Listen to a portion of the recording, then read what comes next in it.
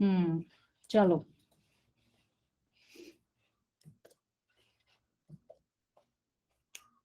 ठीक है, चलो चलो चलो। तो थोड़ा सा ना एनसीईआरटी के हिसाब से देखते हैं।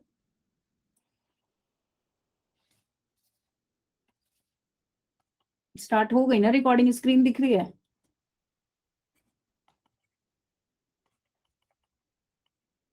तो मैंने नाम लिख दिया जिसको नहीं पता, जैसे मोस्टली जान पहचान वाले बच्चे लग रहे हैं। डिसिप्लिन कैसे बनाए, ये तो बहुत बहुत फिलॉसफी वाली बात हो गई, कैसे बने डिसिप्लिन। अपने जो टाइम रेस्ट्रिक्ट करना पड़ेगा, सबसे बड़ी बात। जहां तुम टाइम वेस्ट करो 1-1.5 महीने के, बिल्कुल भूल जाओ। जहां पे टाइम वेस्ट हो रहा है उन चीजों को अवॉइड करो, ठीक है ना? तो बहुत टाइम बचेगा तुम्हारे पास। क्योंकि आधे से ज्यादा दिन हम भी ऐसी वेस्ट कर देते हैं कि अभी करेंगे, अब करेंगे, तब करेंगे। इन चीजों में होता है टाइम वेस्ट। ठीक है, तो टाइम निकालो थोड़ा सा। चलो स्टार्ट करते हैं फिर, ज्यादा वेस्ट नहीं करते टाइम। हाँ चलो, तो एनसीईआरटी के अकॉर्डिंग थोड़ा सा लेते हैं। स्क्रीन दिख रही है सबको? स्क्रीन दिख रही है, बोलो। Screen is visible? तुम्हें टेक्स्ट दिख रहा है जो ये पिक्चर में लगा हुआ है? टेक्स्ट दिख रहा है? देखो मैं स्टार्टिंग से स्टार्ट कर रहे हैं। ये स्क्रीन जो दिख रहा है बच्चों, ये एनसीईआरटी का ही तुम्हारा स्क्रीनशॉट है एक तरीके से, ठीक है? अरे मेरा माउस काम नहीं कर रहा क्या?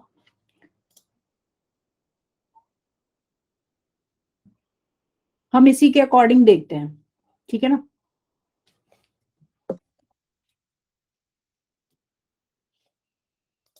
चलो तो एक बार बेसिक रिव्यू करते हैं, फिर स्टार्ट करेंगे।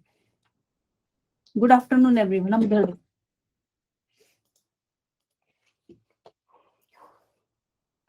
तो देखो रेस्पिरेशन में बेसिकली हम पढ़ेंगे क्या?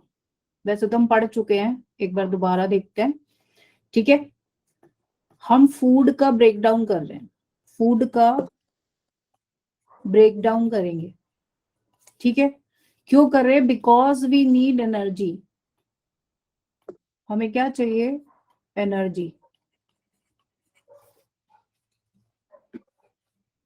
हाँ कर लो बिल्कुल कर लो, इंपॉर्टेंट है तो कर लो बिल्कुल। आयुषी मैम कल को लेंगी क्लास। जो नॉर्मल क्लासेस थी बेटा वो वैसे ही चलेंगी, सबको बता देती हूँ मैं। आज के लिए सिर्फ बैचेस मिक्स हुए हैं, ठीक है? सिर्फ आज की क्लास के लिए बैचेस मिक्स हुए हैं, अदरवाइज आपकी नॉर्मल क्लासेस जो लेता था वैसे ही होंगी, ठीक है? तो फूड का हमें रेस्पिरेशन करना है, यानी कि ब्रेक डाउन करना है। अब फूड कैसा हो सकता है? कार्बोहाइड्रेट भी हो सकता है ना? फैट भी हो सकता है, प्रोटीन भी हो सकता है, ठीक है? जो हमारा फूड का कॉम्पोजिशन है बेसिकली वो यही 3 चीजें ज्यादा होती है, ठीक है? सही है। कार्बोहाइड्रेट में जैसे हम देखें ग्लूकोज, हम इस पूरे चैप्टर में जो बात करेंगे वो ग्लूकोज के ब्रेकडाउन की बात करेंगे, ठीक है? कि ग्लूकोज कैसे ब्रेक होके फाइनली क्या रिलीज करेगा? CO2, वाटर और एनर्जी, ठीक है? पूरा प्रोसेस कहां पर होगा? ये पूरा जो ब्रेकडाउन का प्रोसेस है ये हो रहा है सेल के अंदर, इसीलिए हम इसको सेलुलर रेस्पिरेशन भी बोल देते हैं, बोलते हैं ना सेलुलर रेस्पिरेशन, ठीक है? दूसरी बात, अब जो ये फैट है और प्रोटीन है इनका क्या? ग्लूकोज तो हमने देख लिया, ये भी किसी ना किसी तरीके से क्या होते हैं, इसी पाथवे में जाके मिक्स होंगे, इनका भी ब्रेक डाउन होगा। ये अपने कॉम्प्लेक्स मॉलिक्यूल से, एक सेकेंड दो यार, कोई कॉल आ रहा है बड़ा।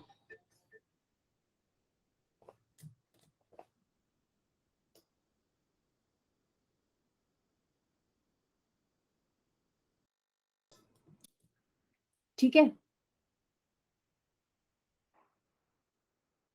सही है।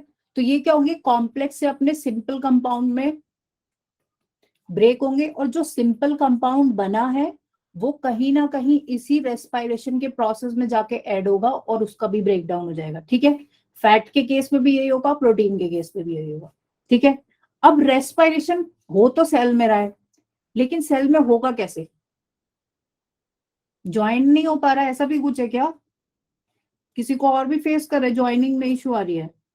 लिंक तो वर्क कर रहा है बेटा, ठीक है? रेस्पिरेशन में अगर हम देखें जो ये ब्रेक डाउन हो रहा है, अब हम बात करते हैं सिर्फ ग्लूकोज की, ठीक है। ग्लूकोज के ब्रेकडाउन की अगर हम बात करें तो वो दो तरीके से हो सकता है। एक तो हो सकता है एरोबिक, यानी कि ऑक्सीजन का प्रेजेंस या ऑक्सीजन का एब्सेंस, इस पर डिपेंड करेगा। स्लाइड अभी मैं उसमें भेजूंगी।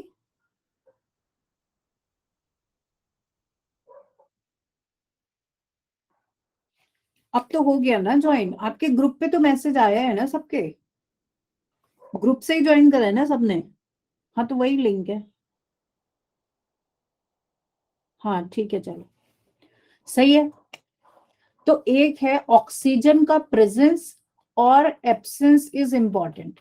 जो पूरा प्रोसेस ये हम पढ़ेंगे, या पूरा प्रोसेस जो डिफरेंट ऑर्गेनिजम्स में चल रहा है, वो किससे गवर्न हो रहा है या किससे कंट्रोल हो रहा है, ऑक्सीजन के प्रेजेंस से या ऑक्सीजन के एब्सेंस से, ठीक है, इज इंपॉर्टेंट, ठीक है।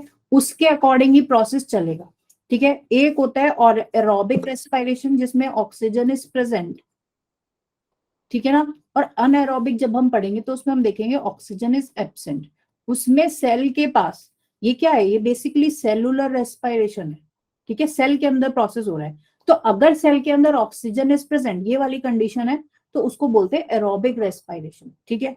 अब इसमें क्या क्या स्टेप्स होंगे, डिफरेंट स्टेप्स होंगे। ग्लाइकोलिसिस, ठीक है। सेकेंड स्टेप क्या होगा, ऑक्सीडेटिव डीकार्बोक्सिलेशन, जिसको हम लिंक रिएक्शन भी बोलते हैं, ठीक है। Link reaction, oxidative D carboxy,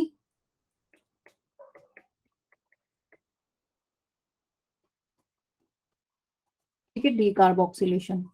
third हम क्या स्टेप होगा इसमें, क्रैब साइकिल, सही है। उसके बाद हम पढ़ेंगे इलेक्ट्रॉन ट्रांसपोर्ट चेन, सही है। यहाँ पे फाइनली हमें क्या मिलेगा, एटीपी का फॉर्मेशन मिलेगा। यहाँ पे एटीपी हमारा फॉर्म होगा।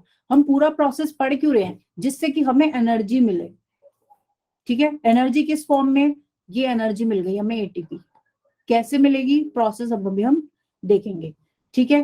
फर्स्ट प्रोडक्ट जो एंटर हो रहा है ग्लाइकोलिसिस में, दैट इज ग्लूकोज, सही है। तो अगर हम एक टर्म में रिवाइज करें, चलिए बेटा यहीं से सुनो अब, क्योंकि बहुत पूरा चैप्टर कराना है, मैं बार बार एक ही चीज को रिपीट करूंगी तो फिर कंप्लीट ही नहीं हो पाएगा, ठीक है। यहीं से सुन लो आप, you are a intelligent girl, ठीक है ना, यहाँ से समझ आ जाएगा तुम्हें भी, ठीक है। ग्लूकोज में क्या पढ़ना है हमें, ग्लूकोज में हमें ये देखना है, ऑक्सीडेशन करना है। हम कर क्या रहे हैं रेस्पिरेशन में, बेसिकली जो भी बायोमोलिक्यूल है या फूड का पार्टिकल है, ठीक है, बायोमोलिक्यूल है, कार्बोहाइड्रेट प्रोटीन फैट, सबको क्या करना है, ऑक्सीडाइज करना है। और हम ट्राई करेंगे कि वो फुली ऑक्सीडाइज हो, ठीक है। ऑक्सीडाइजेशन अगर हम एरोबिक में देखो तो हम यहाँ करेंगे फुली ऑक्सीडेशन, यानी कि ग्लूकोज का जो पूरा मॉलिक्यूल है, कितने कार्बन थे उसमें, 6 कार्बन थे ना, वो 6 कार्बन पूरी तरीके से ब्रेक हो जाएंगे। और वहां से ब्रेक होके हम देखेंगे कि वाटर निकला, एनर्जी रिलीज हुई, और क्या हुआ, CO2 के मॉलिक्यूल्स रिलीज हुए। तो इसको हम बोलेंगे कि ग्लूकोज हमारा फुली ऑक्सीडाइज हो गया, ठीक है, बायोमोलिक्यूल क्या हुआ, फुली ऑक्सीडाइज हो गया। लेकिन अगर हम अनएरोबिक की बात करें, इस वाली कंडीशन की बात करें, तो यहाँ पे सिर्फ और सिर्फ पार्शियल ऑक्सीडेशन होगा, ठीक है। पार्शियल ऑक्सीडेशन होगा, ग्लूकोज का जो मॉलिक्यूल है वो पूरी तरीके से ब्रेक नहीं होगा।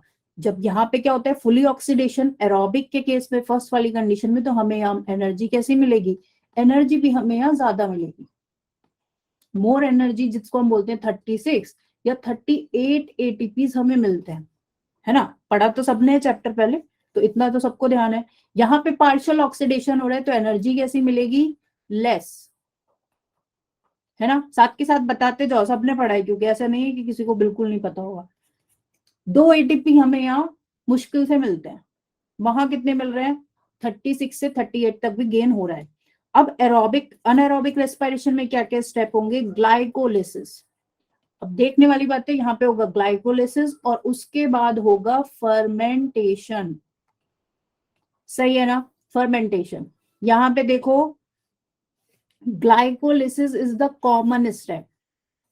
पहला मोस्ट इंपॉर्टेंट क्वेश्चन यही है कि glycolysis is the common step for both aerobic और एनारोबिक रेस्पिरेशन, सही है, ये बात याद रखनी है। नंबर ऑफ मॉलिक्यूल्स कितने प्रोड्यूस हो रहे हैं एटीपी के, ये याद रखना है। सही है। अब हम जैसे जैसे आगे बढ़ेंगे हम देखेंगे कि इन चीजों का लोकेशन क्या है। वैसे तो पूरा प्रोसेस किस में हो रहा है, सेल के अंदर हो रहा है, क्योंकि हमने यहाँ लिख दिया कि इट इज सेलुलर रेस्पिरेशन। लेकिन सभी का देखें तो सभी का लोकेशन इज डिफरेंट। सेल के अंदर भी तो डिफरेंट कंपार्टमेंट्स होते हैं ना। मान लो ये सेल थी, अच्छा ये दिखेगा नहीं, रुको, ये सेल है आपका, ठीक है। दो तरीके से बनाते हैं सेल भी। एक मान लो ये प्रोकैरियोटिक सेल है, और ये इधर बना दिया मैंने यूकैरियोटिक सेल। दोनों में क्या डिफरेंस होगा, दोनों में क्या डिफरेंस होगा, इसमें तो माइटोकॉन्ड्रिया होगा, इसमें नहीं होगा, इसकी प्रोकैरियोटिक है। इसमें क्या होगा, हमारा माइटोकॉन्ड्रिया भी प्रेजेंट होगा अंदर, है ना। इसमें नहीं होगा प्रोकैरियोटिक में, क्योंकि सेल ऑर्गेनल्स आर एब्सेंट। तो पूरा जो भी प्रोसेस है वो साइटोप्लाज्म में ही होगा, ग्लाइकोलिसिस, ठीक है। और उसके बाद जो भी हमने देखा सेकंड स्टेप, पायरुवेट से एसिटिल कोएंजाइम है ना। एसिटिल कोएंजाइम के बाद क्रैब साइकिल, और क्रैब साइकिल के बाद इलेक्ट्रॉन ट्रांसपोर्ट चेन। ये सारा प्रोसेस साइटोप्लाज्म में होगा, सही है ना। लेकिन अगर हम यूकैरियोट्स की बात करें तो इसमें ग्लाइकोलिसिस तो कहाँ होगा, साइटोप्लाज्म में, सही है। यहां से जो मॉलिक्यूल्स निकलेंगे वो कहाँ जाएंगे, वो जाएंगे माइटोकॉन्ड्रिया के अंदर। ये माइटोकॉन्ड्रिया है, सो कंफ्यूज नहीं हो जाना, ठीक है। माइटोकॉन्ड्रिया में जाएंगे। कुछ प्रोसेस यहाँ पर होगा बीच के स्पेस में, कुछ यहाँ पर होगा मैट्रिक्स में, है ना। और फिर कुछ ये जो मेम्ब्रेन है, अंदर वाला जो मेम्ब्रेन है, इनर मेम्ब्रेन, इस पे मॉलिक्यूल्स अटैच होते हैं, वहां पर होगा, ठीक है। ग्लाइकोलिसिस का location is cytoplasm. Second most important बात, अब मोस्ट इंपॉर्टेंट बात का नंबर याद रखना। फर्स्ट मैंने तुम्हें बता दी ग्लाइकोलिसिस कॉमन है, सेकंड ग्लाइकोलिसिस कहाँ होता है, साइटोप्लाज्म में, ठीक है। मैट्रिक्स में क्या होगा, मैट्रिक्स में होगी हमारी क्रेब साइकिल, ठीक है। जो ये बीच का स्पेस है, इंटर मेम्ब्रेन स्पेस, यहाँ पे होता है ऑक्सीडेटिव डीकार्बोक्सिलेशन। कोई भी बच्चा ऐसा थोड़ी है जिसे बिल्कुल ही लग रहा होगा कि क्या पढ़ रहे हैं हम, इतना तो सबने पढ़ रखा है ना, बोलो। बिल्कुल ऊपर से तो नहीं जा रहा होगा, सबको बोलना है, क्योंकि कुछ बच्चे नए भी है ना। हाँ चलो, ठीक है। और लास्ट जो हमारा स्टेप है इलेक्ट्रॉन ट्रांसपोर्ट चेन, वो इनमें चलेगा जो ये बीड्स से बने हुए हैं, ठीक है ना, इनर माइटोकॉन्ड्रियल मेम्ब्रेन में, ठीक है ना। चलो ठीक ठीक ठीक, बढ़िया, ठीक है। कहाँ चलेगा ये, इनर माइटोकॉन्ड्रियल मेम्ब्रेन में, सही है। इतना हमने देख लिया। तो ये प्रोकैरियोट और यूकैरियोट में ये याद रखना कि प्रोकैरियोट में सारा प्रोसेस कहाँ चलेगा, सिर्फ और सिर्फ साइटोप्लाज्म में, बिकॉज माइटोकॉन्ड्रिया इज एब्सेंट, ठीक है। अब ऐसा करते हैं, आगे देखते हैं एक एक करके इसके थ्रू। मैं तुम्हें एक एक, तुमने एनसीईआरटी पढ़ी है, तुम्हें पता है एनसीईआरटी में कहाँ पे क्या लिखा है। कोई डाउट होगा तो पूछ लेना, मैं अपने अकॉर्डिंग जो जो इंपॉर्टेंट बात है वो बताती जाऊंगी, ठीक है। तो पहला पॉइंट यहाँ पर ये है, इसमें देखो जो टेक्स्ट लिखा हुआ है कि ग्रीन प्लांट्स, इसके अकॉर्डिंग ही चलते हैं। ग्रीन प्लांट्स एंड क्या साइनोबैक्टीरिया, दो चीज ऐसी हैं जो क्या कर सकती हैं, फोटोसिंथेसिस कर सकती हैं, ठीक है ना। ये दोनों फोटोसिंथेसिस कर सकती हैं, they can make their own food, तो दीज आर कॉल्ड ऑटोट्रॉफ्स, सही है। सबसे पहली बात चैप्टर में यही लिखी है कि ये ऑटोट्रॉफ्स है, और सभी को लाइफ को, यानी कि लाइफ को सरवाइव करने के लिए क्या चाहिए, फूड इज रिक्वायर्ड, ठीक है। तो फूड का क्या करना है, हमें ब्रेक डाउन करना है, और उससे हमें क्या चाहिए, एनर्जी चाहिए। अब फूड कहाँ से आया, फूड आया ग्रीन प्लांट्स और साइनोबैक्टीरिया अपने आप बनाते हैं, वो अपने आप बनाते हैं, इसलिए उनको हम बोलते हैं ऑटोट्रॉफ्स। बाकी सब लोग इन्हीं ऑटोट्रॉफ से क्या कर रहे हैं, फूड को ले रहे हैं। कुछ लोग डायरेक्टली ले रहे हैं, कुछ इनडायरेक्टली ले रहे हैं, ठीक है। ये लिखा है नीचे। एनिमल्स कैसे हैं, हेट्रोट्रॉफ्स, वी आर हेट्रोट्रॉफ्स। हमें क्या करना पड़ रहा है, हम डिपेंडेंट है किस पर, एनिमल्स पर, वो सॉरी प्लांट्स पर, है ना, प्लांट्स पर for food, we are dependent, ठीक है। इतना तो सबको क्लियर होगा आई थिंक, ये तो बच्चों वाली बात होगी थोड़ी सी, सही है ना। आगे देखते हैं। तो यही चीज यहाँ पे दी है कि कुछ है डायरेक्ट जो प्लांट को ही खा रहे हैं वो है हर्बीवोर्स, और जो इनडायरेक्टली प्लांट बेस्ड फूड ले रहे हैं वो है कार्निवोर्स। ठीक है, सिमिलरली एक होते हैं सेप्रोफाइट्स। सेप्रोफाइट्स वो फंगस है जो डेड मटेरियल को खाते हैं। ठीक है, जो डेड और डिकेड मटेरियल है उसको कंज्यूम करते हैं, तो दे आर कॉल्ड सेप्रोट्रॉफ्स। कहने का मतलब यहाँ है वी ऑल नीड फूड, हमें सबको खाना चाहिए, सबका लेकिन तरीका अलग है लेने का। ठीक है, कोई डायरेक्ट प्लांट खा रहा है, कोई जो प्लांट खाने वाले एनिमल है उनको खा रहा है, कोई जो प्लांट सड़ गया खराब हो गया उसको खा रहा है। ठीक है, तो सबका मोड डिफरेंट है लेकिन सबको खाना चाहिए। खाना क्यों चाहिए? क्योंकि we all need energy sustain करने के लिए, लाइफ को चलाने के लिए, सेल को चलाने के लिए। उसी को हम बोल रहे हैं क्या? सेलुलर रेस्पायरेशन, ये जो लिखा हुआ है।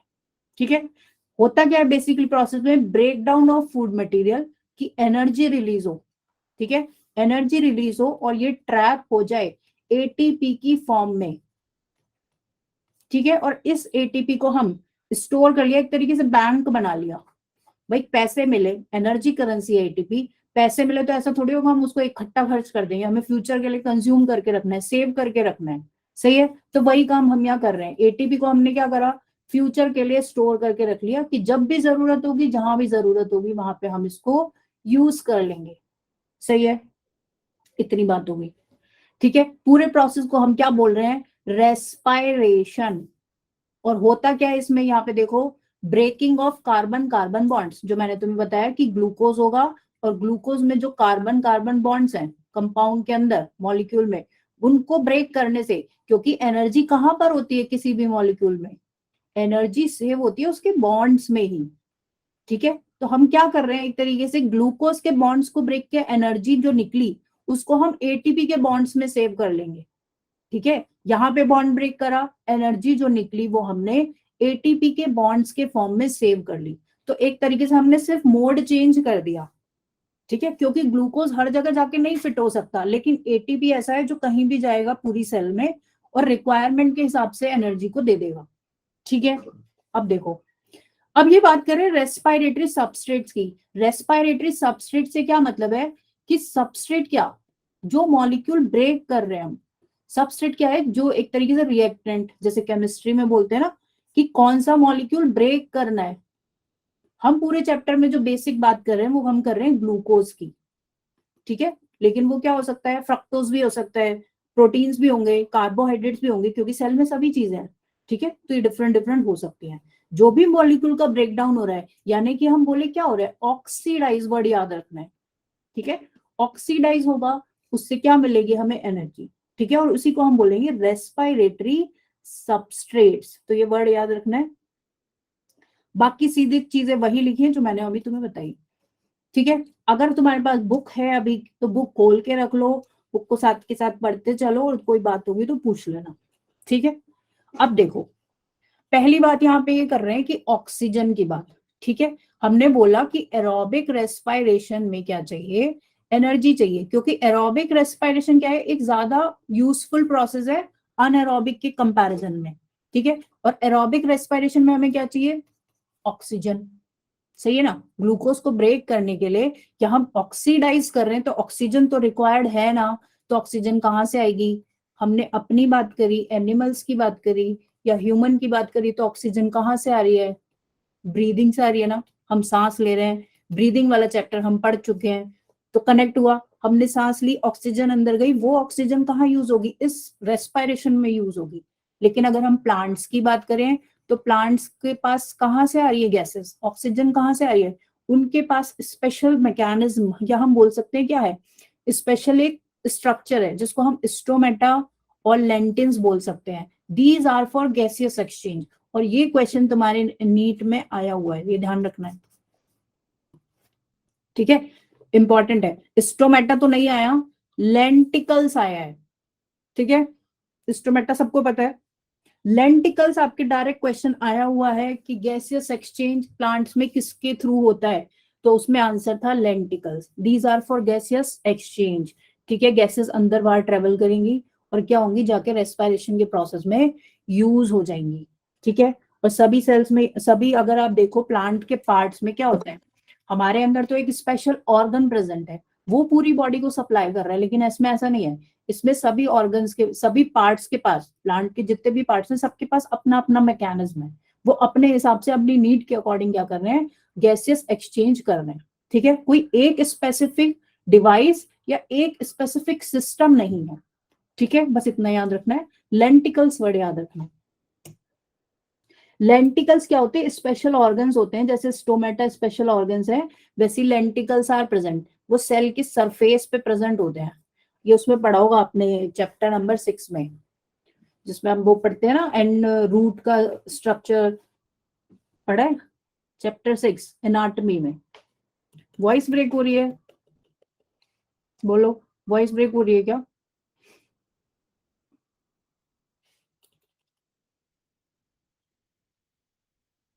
नहीं पढ़ा तो इसका मतलब चैप्टर नहीं पढ़ा।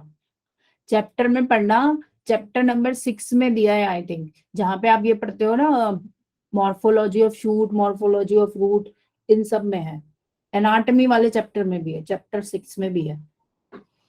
ठीक है ना, चलो आगे देखते हैं। तो ये लेंटिकल्स का पार्टी है। ठीक है, ये हमने देख लिया।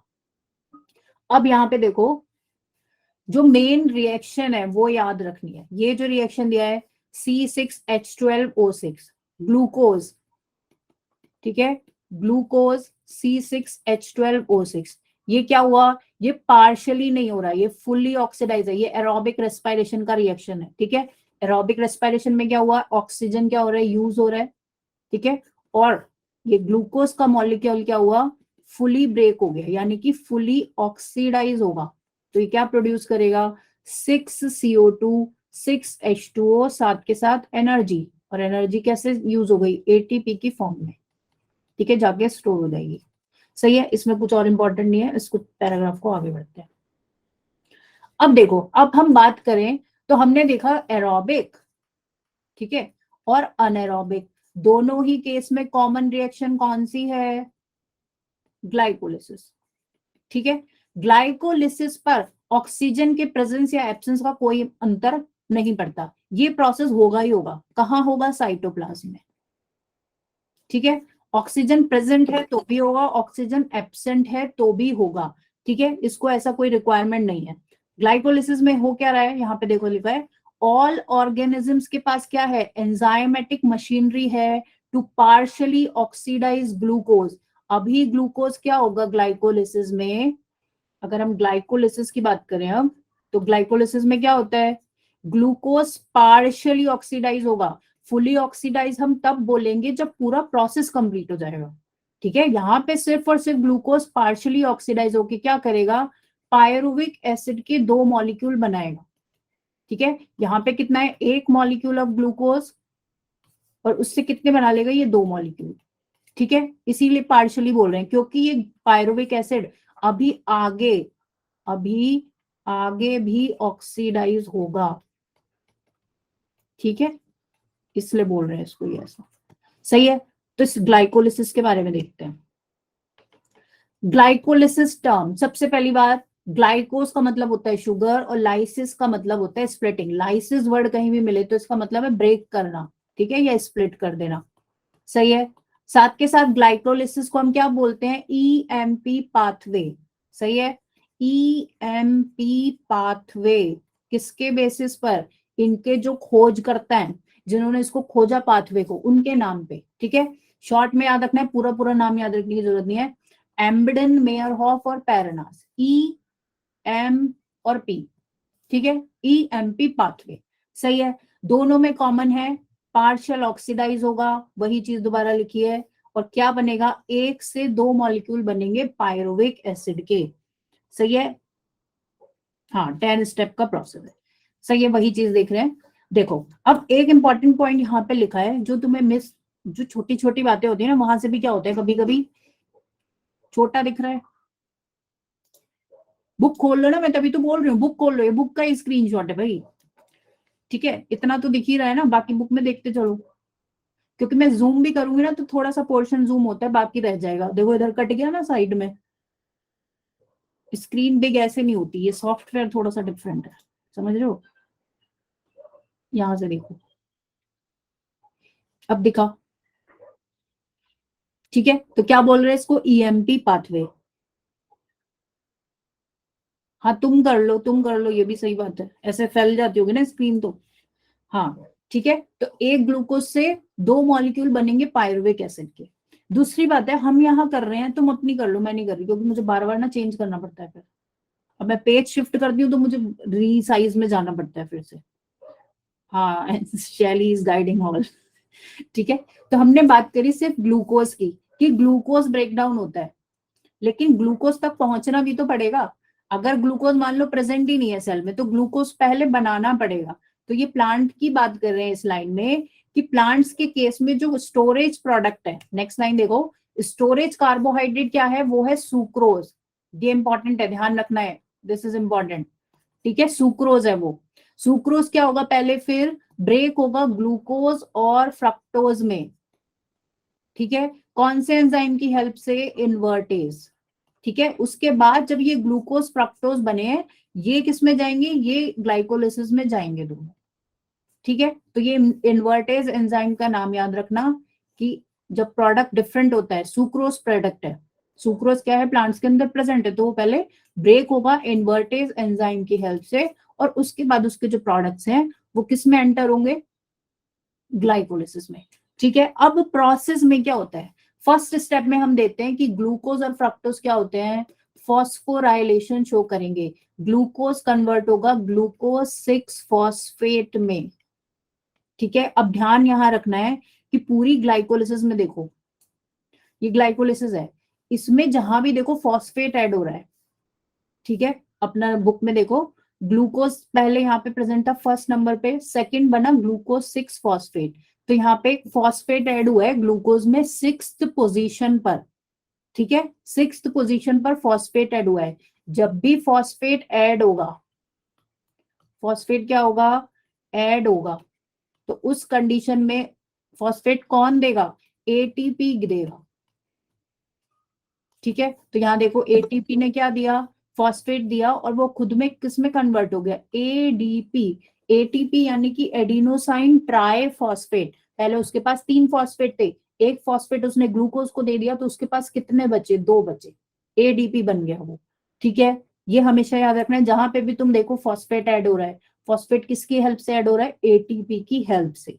और इसी को रिवर्स करके देखो, अगर क्या हो रहा है, फॉस्फेट डोनेट कर रहा है कोई प्रोडक्ट, जो नीचे की रिएक्शंस में होगा, यहां तक तो होता है एक तरीके से क्या, इन्वेस्टमेंट फेज। इसको ग्लाइकोलिसिस को जब तुम हाई लेवल पे पढ़ोगे जाके, तो उसमें 2 फेजेस होते हैं, इन्वेस्टमेंट और पे ऑफ फेज। ठीक है, ऊपर के 5 रिएक्शन अलग होते हैं इन्वेस्टमेंट के, और नीचे क्या होता है, प्रोडक्शन के, पे ऑफ हो रहे हैं वहां पे। नीचे यहाँ पर एटीपी बन रहा है, ये बन गया, एक ये बन गया। ठीक है, तो वही चीज देखो उल्टी हो गई। अब जब प्रोडक्ट ने, इस प्रोडक्ट ने, जो ये बीच के मॉलिक्यूल्स हैं या इंटरमीडिएट्स हैं, इन्होंने क्या करा, अब इन्होंने डोनेट करना शुरू कर दिया फॉस्फेट। तो ये फॉस्फेट जब डोनेट करेंगे तो कौन पकड़ लेगा, एडीपी ने एकदम से फॉस्फेट को लपक लिया, और वो एटीपी में कन्वर्ट हो गया, ये यहाँ पर, और ये लास्ट वाली रिएक्शन में। ठीक है, तो ये हमेशा ऐसे ही चलेगा, कहीं भी पूरे प्रोसेस में आप देखोगे तो सेम सीक्वेंस आपका ये मिलेगा आपको। ठीक है, अब देखते हैं रिएक्शन रन कैसे करती है। पहली बात, हाँ ये इंपॉर्टेंट एंजाइम याद रखना है, एक तो इन्वर्टेज, और दूसरा क्या, जब ये ग्लूकोज ग्लूकोज 6 फॉस्फेट में कन्वर्ट होगा या फ्रक्टोज इसमें कन्वर्ट होगा, तो एंजाइम का नाम क्या है, hexokinase. Hexokinase is the important enzyme, जो क्या कर रहा है, ग्लूकोज में फॉस्फेट को ऐड करा रहा है। वॉइस बच्चे मेरी साइड से ब्रेक नहीं हो रही, आपकी तरफ से कुछ इशू होगा मे बी, मेरी साइड से होता तो किसी को भी आवाज नहीं आती शायद। ठीक है, तो जहां पे भी मैं इंपॉर्टेंट बता रही हूँ, बिल्कुल याद करके रख लेना। सही है, नेक्स्ट स्टेप क्या है, hexokinase is the important enzyme जो कन्वर्ट कर रहा है।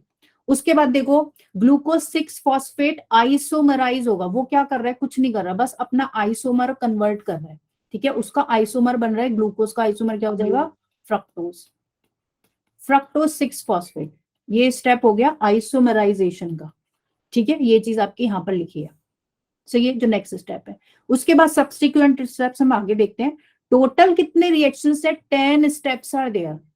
ठीक है, कितने स्टेप्स हैं total, 10 steps are there. Glycolysis में 10 स्टेप होते हैं, ये याद रखना है, जिसमें पूरा क्या होगा, glucose will convert into pyruvic acid. सही है। अब याद क्या रखना है, कहां पर एटीपी बनता है, कहां पे ब्रेक होता है, कहां पे एनएडीएच बनेगा। सही है। एटीपी 2 जगह बनेगा और 2 जगह कंज्यूम होगा। ठीक है। कहां पर यूटिलाइज हो रहा है वो स्टेप देखो। फर्स्ट स्टेप ये है, सेकंड ये है।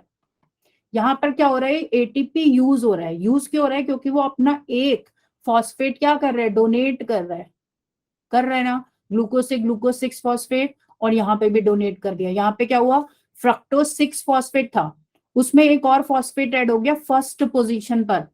अब इसमें फ्रक्टोज में 2 फॉस्फेट हो गए। ठीक है। तो यहाँ पे कहां से आया फॉस्फेट, फिर से एटीपी ने दिया। सही है। दोनों चीजें समझ में आ गई। ये दोनों रिएक्शन याद रखनी है कि यहाँ पर क्या हो रहा है, फॉस्फेट कंज्यूम हो रहा है या एटीपी क्या हो रहा है, यूज हो रहा है। ठीक है। उसके बाद देखो नेक्स्ट स्टेप हमारी क्या आई, फिर एक बना हमारा क्या, पीजीएल, और एक बना डीएचएपी। ये देखो, ये थर्ड था, ये फोर्थ है, फिर ये फिफ्थ है। फिफ्थ पे देखो, जहां मैंने फिफ्थ लिखा है, यहाँ पे क्या लिखा है, ट्रायोस फॉस्फेट। ट्रायोस फॉस्फेट यानी कि 2 मॉलिक्यूल यहाँ पर बने, ये इंटर कन्वर्टेबल होते हैं। एक को बोलते हैं हम पीजीएल, जो हमारी तुम्हारी बुक में लिखाई है। ठीक है। ग्लिसरल्डिहाइड 3 फॉस्फेट, और एक होता है डाईहाइड्रोक्सी एसीटोन फॉस्फेट, इसको शॉर्ट में बोल देते हैं डीएचएपी। ये दोनों इंटर कन्वर्टेबल है। ठीक है। ये एक ही तरीके से नीचे रन करेंगे। सही है। इन्होंने क्या करा है, एक सीक्वेंस दिखाया है, दूसरी तरफ नहीं दिखाया। ठीक है। और सबको देखो 2 से मल्टीप्लाई कर दिया है, क्योंकि दोनों मॉलिक्यूल वही काम करेंगे सेम। तो इसने क्या करा है, नीचे 2 से मल्टीप्लाई कर दिया है पूरे प्रोसेस को। दिख गया सबको। सही है। अब क्या होगा, ये स्टेप क्या है, हाईली इंपॉर्टेंट स्टेप है ये वाला। इसमें क्या हो रहा है, क्योंकि इसमें पीजीएल जो ये मैंने यहां पर लिखा है, ये ऑक्सीडाइज हो रहा है। ऑक्सीडाइज होके क्या कर रहा है, ये बना रहा है बीपीजीए। ठीक है। बाईफॉस्फोग्लिसरिक एसिड, एल्डिहाइड, ऑक्सीडाइज होके क्या बना रहा है, एसिड बना रहा है। और साथ के साथ जो यहाँ पे प्रोटोन और इलेक्ट्रॉन डोनेट हुए, वो किसने लपक लिए, वो ले लिए NAD+ ने, और वो क्या हो गया, वो रिड्यूस होके NADH का फॉर्मेशन करेगा। इस पूरे प्रोसेस में NADH का फॉर्मेशन सिर्फ इसी स्टेप पर हो रहा है। तो this step is highly important.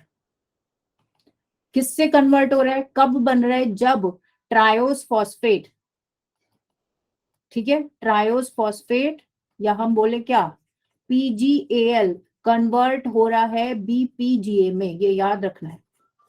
सही है। ये स्टेप हो गया।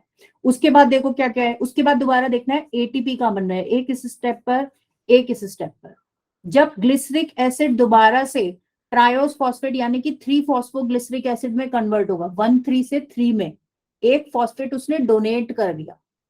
किसने ले लिया, अब सेल से बाहर आ गया, इस कंपाउंड से फॉस्फेट हमारा बाहर आ गया, वो कौन ले लेगा, एडीपी ले लेगा। एडीपी ने ले लिया और वो एटीपी में फॉर्म हो गया। ठीक है। यहाँ पे हमें पहला एटीपी मिला, एटीपी क्या मिला, फॉर्म हो गया। सही है। रिएक्शन आगे बढ़ी, बीच का छोड़ देना कोई बात नहीं है, जो इंपॉर्टेंट बता रही हूँ वो याद रख लो। सही है। उसके बाद लास्ट में देखो, सेकंड लास्ट स्टेप में क्या बना, पीईपी, फॉस्फोइनॉल पायरुवेट। ये सेकंड लास्ट है हमारा।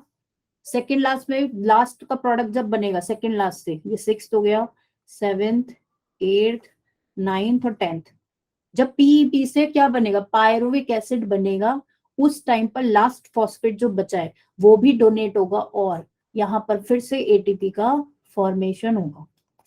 ठीक है। तो ये 2 फॉर्मेशन एटीपी के जहां पे हो रहे हैं वो याद रखने हैं, एटीपी कहाँ कंज्यूम हो रहा है ये याद रखना है। यही चीज आपकी पूरी यहाँ पर लिखी हुई है। और NAD+ वाला तो हाईली इंपॉर्टेंट है। अब क्वेश्चन ये आता है कि कितना एटीपी फॉर्म हुआ, कितना डायरेक्ट फॉर्म हुआ, कितना टोटल गेन हुआ। तो इस चीज को हमने लास्ट क्लास में भी पढ़ा था कि क्या होता है, एक होता है substrate level phosphorylation, substrate level phosphorylation. Phosphorylation का क्या मतलब है कि क्या हो रहा है, हमारा एटीपी का फॉस्फोराइलेशन। ठीक है। फॉस्फेट का एक तरीके से एडिशन, और फॉस्फेट का जब एडिशन हो रहा है एडीपी में, इनऑर्गेनिक फॉस्फेट ऐड हुआ, तो उसने क्या बनाया, एटीपी का फॉर्मेशन करा। सबस्ट्रेट मतलब रिएक्टेंट के लेवल पर, रिएक्टेंट के लेवल पर, या बोल लो आप डायरेक्ट रिएक्शन में या प्रोसेस में। जो अभी हमने देखा वो प्रोसेस ही है ना पूरा, उस प्रोसेस में डायरेक्ट एटीपी कहाँ बना, ये बन रहे थे, ये बना था डायरेक्ट एटीपी, एक ये नीचे लास्ट में बना था डायरेक्ट एटीपी। तो ये क्या है, ये एक तरीके से बोल सकते हैं सबस्ट्रेट लेवल फॉस्फोराइलेशन। 4 एटीपी बने, 4 एटीपी में से 2 कंज्यूम हो गए। यहाँ पे कितने बने, 4 एटीपी हमारे बने थे, लेकिन 2 कंज्यूम हो गए, तो हमें डायरेक्ट गेन कितने का हुआ, डायरेक्ट गेन हमें हुआ 2 एटीपी का। ठीक है, 2 एटीपी का हमें यहाँ पर डायरेक्ट गेन होता है, सही है। और एक होता है फिर ऑक्सीडेटिव फॉस्फोराइलेशन, जिसको हम क्या बोलते हैं, ये माइटोकॉन्ड्रिया में जाकर होगा।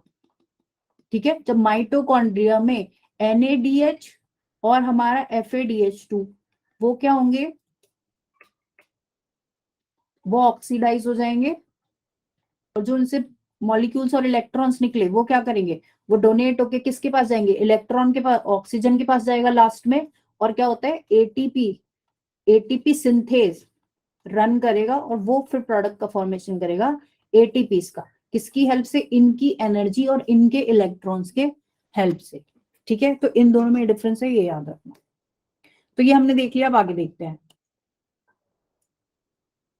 अब पायरुविक एसिड हमें मिल गया, ग्लाइकोलिसिस हो गई, पायरुविक एसिड हमारे पास आ गया। ठीक है, पायरुविक एसिड में क्या हो सकता है, पायरुविक एसिड या तो आपका फर्मेंटेशन करेगा, एनारोबिक में जाएगा, और वहां पे क्या होगा, फर्मेंटेशन, या फिर क्या हो सकता है, वो जाएगा किसमें, क्रैब साइकिल में। ठीक है, ये दोनों फेट सबको पता है। अगर मान लो हम फर्मेंटेशन की बात करते हैं, पायरुविक एसिड को क्या मिला, वहां पर कोई भी ऑक्सीजन नहीं थी सेल में, तो पायरुविक एसिड किस में कन्वर्ट होगा, उसको 3 पाथवे की 3 तरीके से वो कंबाइन हो सकता है। ठीक है, यहाँ पे देखो नीचे, पायरुविक एसिड एक तो एल्कोहलिक फर्मेंटेशन, ठीक है, वो एल्कोहल में कन्वर्ट हो जाए, एथेनॉल में कन्वर्ट हो जाए, या लैक्टिक एसिड में कन्वर्ट हो जाए। ठीक है, तो इन दोनों ही प्रोसेस को हम क्या बोलेंगे, this is fermentation, anaerobic respiration या फर्मेंटेशन। ठीक है, तो एक है लैक्टिक एसिड, एक है एल्कोहलिक, और एक लास्ट जो है वो एरोबिक है। ये डिफरेंट है, ये एरोबिक है, बाकी दोनों अनएरोबिक रेस्पिरेशन है। समझ आ गई बात। NADH, पी नहीं आएगा यहाँ पे, NADH और FADH ये दोनों क्या है, एक तरीके से इलेक्ट्रॉन करियर्स हैं। ये क्या करते हैं, इलेक्ट्रॉन और हाइड्रोजन जो प्रोटॉन के आयंस है उनको कैरी करने का काम करेंगे। ठीक है, और लास्ट तक कहाँ लेके जाएंगे एनर्जी को, माइटोकॉन्ड्रिया तक, वहां पे जाके रिलीज करेंगे, जिससे कि एटीपी का फॉर्मेशन वहां पर होगा। सही है, तो अब हमें देखना है फर्मेंटेशन। फर्मेंटेशन देखते हैं, पायरुविक एसिड का फेट देख रहे हैं हम कि पायरुविक एसिड कहाँ कहाँ जा सकता है। सही है, 2 चीजें हमने देखी कि अगर पायरुविक एसिड क्या हो रहा है, पायरुविक एसिड डी कार्बोक्सिलेज और अल्कोहल डिहाइड्रोजिनेज एंजाइम की हेल्प से ब्रेक हो रहा है। ठीक है, या हम बोले पार्शियली क्या हो रहा है, ऑक्सीडाइज हो रहा है। इसको इनकम्प्लीट ऑक्सीडेशन भी बोलते हैं, ये ध्यान रखना। सही है, एरोबिक रेस्पिरेशन तो क्या है, कंप्लीट ऑक्सीडेशन है, और ये है इनकम्प्लीट, क्योंकि यहाँ पे सिर्फ और सिर्फ पूरा मॉलिक्यूल ब्रेक नहीं होगा, कुछ और पार्ट मॉलिक्यूल का ब्रेक होके अल्कोहल बना लेगा, या फिर क्या बना लेगा, एसिड बना लेगा। ठीक है, तो कहाँ मिलता है ये देखने को, पहली बात कुछ बैक्टीरियाज में, ईस्ट में, और साथ के साथ ह्यूमन मसल्स में। ठीक है, at the time of exercise, human muscle में कहाँ देखने को मिलेगा, at the time of exercise क्या होता है, डेफिशिएंसी हो जाएगी ऑक्सीजन की, और उस ऑक्सीजन की डेफिशिएंसी में क्या होगा, मसल्स क्या शुरू कर देंगी, फर्मेंटेशन, वहां पर क्या बनना शुरू हो जाएगा, लैक्टिक एसिड बनना शुरू हो जाएगा। ठीक है, तब एरोबिक रेस्पिरेशन नहीं होगा, मसल्स में लैक्टिक एसिड का फॉर्मेशन स्टार्ट हो जाएगा। किसकी हेल्प से बनेगा, लैक्टेट डिहाइड्रोजिनेज। ठीक है, लैक्टेट डिहाइड्रोजिनेज की हेल्प से। एंजाइम्स याद रखने हैं, जहां पे भी एंजाइम्स हैं दे आर हाईली इंपॉर्टेंट। ठीक है, तो एंजाइम्स याद रखना है, इसमें डायग्राम में देखो। ठीक है, ये क्या प्रोसेस है, ये पूरा प्रोसेस है आपका ग्लाइकोलिसिस। इतना ये क्या दिखा रहा है, ये दिखा रहा है ग्लाइकोलिसिस। सही है, ग्लाइकोलिसिस से क्या मिला था हमें, पायरुविक एसिड मिला था। ये पायरुविक एसिड अगर फर्मेंटेशन करता है और फर्मेंटेशन में लैक्टिक एसिड फॉर्म करता है, तो ये क्या होगा, लैक्टिक एसिड फर्मेंटेशन। अगर ये एथेनॉल फॉर्म करता है तो ये हो गया एल्कोहलिक फर्मेंटेशन।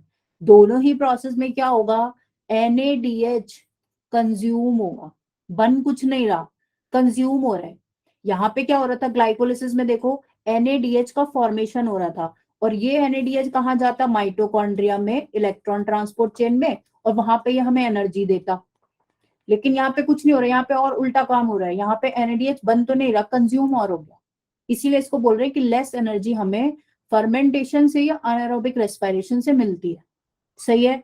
दूसरी बात, जो ये NADH और NAD+ हम लोग लिखते हैं ना, इसमें क्या हो रहा है, ये बार बार रिकन्वर्ट होते हैं। जैसे ये NADH यहाँ बना, ये क्या होगा, किसी और प्रोसेस में यूज होके फिर से NAD+ बना लेगा। ठीक है, वहां पे जाके क्या हो जाएगा, ऑक्सीडाइज होगा, ऑक्सीडाइज होगा तो NAD+ बनेगा, NAD+ दोबारा यहाँ आएगा रिएक्शन में। तो सारे रिएक्शंस क्या है, इंटरलिंक्ड है, ये बात याद रखिए। सही है, कोई भी रिएक्शन ऐसा नहीं है जो इंडिविजुअल चल रहा है, सारे क्या है आपके इंटरलिंक्ड रिएक्शंस है। यहाँ पे लिखा है देखो, विच इज रीऑक्सीडाइज इन बोथ। सारे प्रोसेस में क्या हो रहा है, ये NADH जो यहाँ पर आया इस वाले प्रोसेस में, ये NADH यहाँ बना, ये इस प्रोसेस में यूज हो गया, और यहाँ पे जो ये NAD+ बना, ये दोबारा से इस प्रोसेस में यूज हो गया। एक तरीके से क्या है, ये साइकिल चलती रहेगी, सारे प्रोसेस में ऐसे ही होता है। ठीक है, ये दोनों साथ साथ लिखे हैं तो हमने यहाँ पे समझ लिया। ये NADH कहाँ जाएगा, यहाँ यूज हो जाएगा, और ये जो यहाँ बना ये फिर से ग्लाइकोलिसिस में यूज हो जाएगा। क्योंकि क्या करना है हमें, बार बार जो NADH बन रहे हैं उनको ऑक्सीडाइज करना भी जरूरी है, जिससे कि वो अवेलेबल हो फॉर नेक्स्ट रिएक्शन। ठीक है, बाद में जो रिएक्शन चलेंगी उनके लिए वो चाहिए, तो वो उसका प्रेजेंट होना जरूरी है।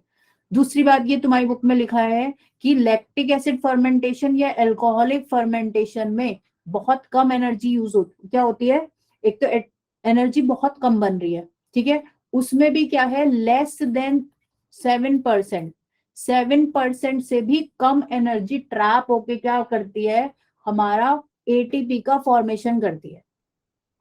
समझ आई बात।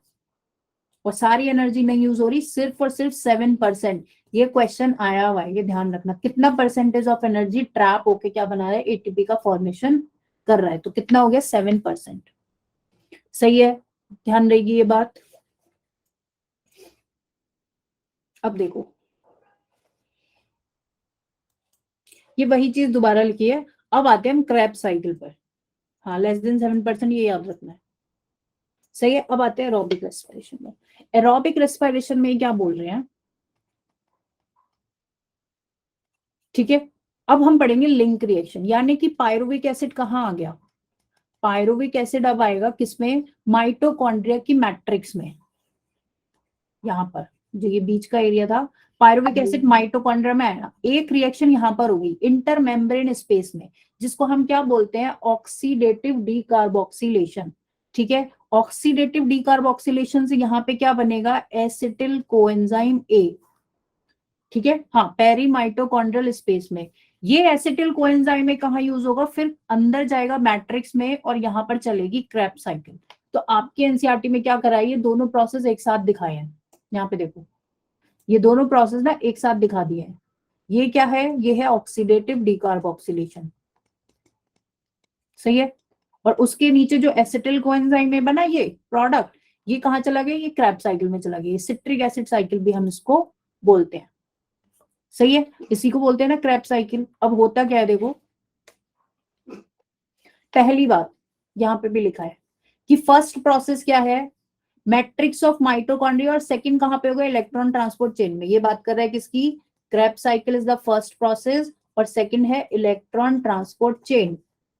सही है, ओवरऑल अगर हम देखें एरोबिक रेस्पिरेशन में, तो कितना प्रोडक्शन हो रहा है, ठीक है, कितना कंजम्पशन हो रहा है, कंप्लीट ऑक्सीडेशन ऑफ पायरुवेट क्या बनाता है, 3 मॉलिक्यूल बनाएगा CO2 के।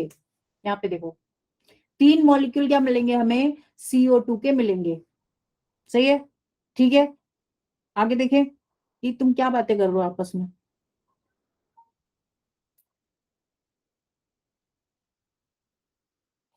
ठीक है, अगर हम किसकी बात कर रहे हैं, एरोबिक रेस्पिरेशन के क्रूशियल इवेंट, जो ऐसे ये पॉइंट्स दिए हुए ना, दीज आर इंपॉर्टेंट, इनको ध्यान रखा करो। ये अलग अलग से जो पॉइंट्स हैं इन्हीं से क्वेश्चन आते हैं।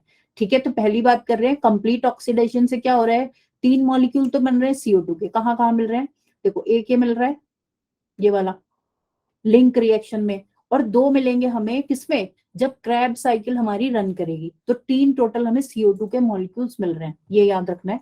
दूसरी बात, अगर हम बात करें देखो किसकी, लिंक रिएक्शन की, ये हो रही है लिंक रिएक्शन। पायरुविक एसिड आया, ठीक है, इंटरमेम्ब्रेन स्पेस में होगी, पायरुवेट डिहाइड्रोजनेस की हेल्प से, जिसमें कोफैक्टर क्या है, मैग्नीशियम, ठीक है, किसके साथ कंबाइन होगा, coenzyme A, pyruvate coenzyme A और NAD+ क्या होगा, रिड्यूस होगा, तो क्या बनेगा हमारा प्रोडक्ट, बनेगा एसिटिल कोएंजाइम ए।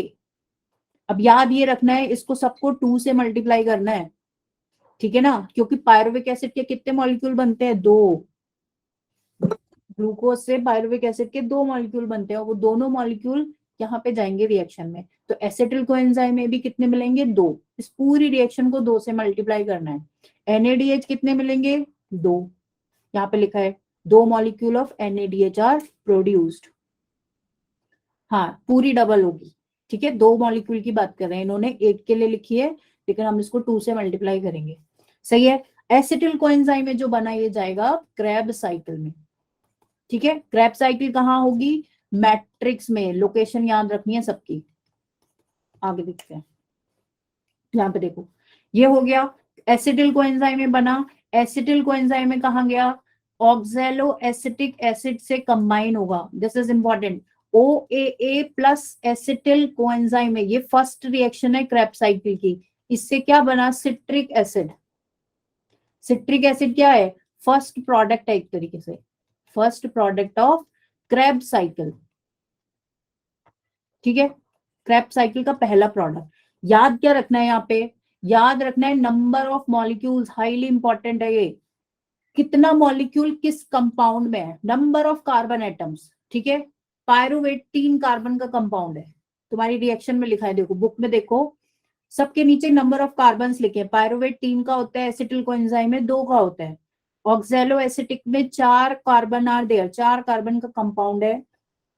जब ये 4 कार्बन का OAA एसिटिल कोएंजाइम 2 कार्बन से मिक्स होगा, तो ये सिट्रिक एसिड कितने कार्बन का बनेगा, 6 कार्बन कंपाउंड, ये हाईली इंपॉर्टेंट है, इसको याद रखना है। समझ आ रही है बात, समझ आई बात, नंबर ऑफ कार्बन किस मॉलिक्यूल में कितने हैं ये याद रखना है, ये बता रही हूँ, ठीक है। ऑक्सैलो एसिटिक एसिड 4 का होता है, एसिटिल कोएंजाइम में 2 कार्बन का होता है, और सिट्रिक एसिड जो बना वो 6 कार्बन कंपाउंड है, ठीक है, दोनों को ज्वाइन करके बनाए तो 4 और 2 मिक्स हुए तो 6 कार्बन का सिट्रिक एसिड बना।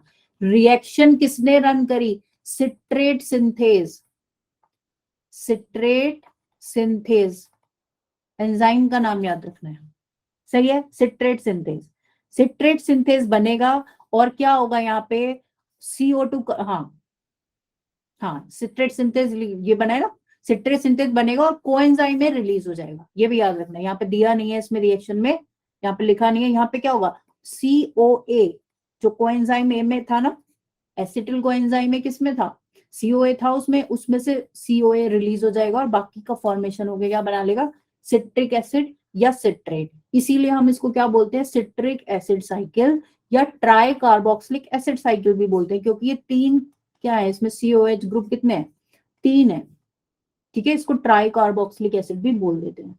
नेक्स्ट स्टेप में देखो, अब क्या बनेगा, सिट्रिक एसिड से अल्फा कीटो ग्लूटारेट, ग्लूटारेट 4 नहीं 5 कार्बन का कंपाउंड है, ये ध्यान रखना है, कितने कार्बन का है, 5 कार्बन का, क्योंकि एक CO2 यहाँ रिलीज हो गया, CO2 रिलीज हुआ और NADH का फॉर्मेशन हुआ, एक क्या हो रहा है हमारा, NAD+ रिड्यूस होके NADH बना रहा है, नेक्स्ट में भी फिर से NADH बनेगा, GTP का फॉर्मेशन होगा, ये GTP डायरेक्ट यहीं पर ATP में फॉर्म हो जाएगा, सही है, डायरेक्ट, इसको फिर से बोलेंगे सबस्ट्रेट लेवल फॉस्फोराइलेशन, SLP लिख दिया मैंने शॉर्ट में, ठीक है। नंबर ऑफ कार्बन कितने कंज्यूम हो गए, अब 5 कार्बन से हमारे सक्सिनिक एसिड में 4 बचे, सबस्ट्रेट लेवल फॉस्फोराइलेशन शॉर्ट में लिख दिया है, ठीक है। NADH यहाँ पर बना, यहाँ पे बना, 2 NADH बन गए, सक्सिनिक एसिड मैलिक एसिड में कन्वर्ट होगा, अब कोई CO2 रिलीज नहीं हो रहा, ठीक है, तो नंबर ऑफ कार्बन कंपाउंड में हो गए fix, 4 carbon, 4 carbon malic acid में और 4 कार्बन ही ऑक्सैलो एसिटिक एसिड में। अब याद ये रखना है FADH कब बनता है, जब सक्सिनिक एसिड मैलिक एसिड में कन्वर्ट होगा, ठीक है, सक्सिनिक एसिड किस में कन्वर्ट होगा, मैलिक एसिड में, और लास्ट में हमारा रीजनरेशन होगा OAA का, रीजनरेशन बोल देते हैं, दोबारा से वो फॉर्म हुआ, क्योंकि क्या करना है, रिएक्शन को दोबारा रन करना है, साइकिल को दोबारा चलाना है, तो यहाँ पर भी एक NADH का फॉर्मेशन हुआ। तो टोटल अगर हम इसमें देखें, जो ये साइकिल हमारा था, इसमें कितने बने, 3 NADH हमारे बने, एक FADH2 बना, ठीक है, और एक GTP बना, ठीक है, इतना हमारा प्रोडक्शन हुआ। इतने प्रोडक्शन में कितना मॉलिक्यूल था, सिर्फ हम एक पायरुविक एसिड की बात कर रहे हैं, तो अगर हम 2 पायरुविक एसिड की बात करेंगे तो ये सारे नंबर क्या हो जाएंगे, इंटू 2। समझ आई बात, क्या हो जाएगा, into 2। Succinic acid malic acid के बीच में फ्यूमेरिक एसिड भी होता है, वो दिया नहीं है तुम्हारी एनसीईआरटी में, ये शॉर्ट में दिया है ना साइकिल। वैसे ये 8 स्टेप का रिएक्शन होता है, 8 स्टेप्स होते हैं, लेकिन आपकी एनसीईआरटी में शॉर्ट में दिया है। जो मैंने तुम्हें पहले स्लाइड भेजी है उसमें पूरा दिया हुआ है, वहां से देख लेना, सही है ना।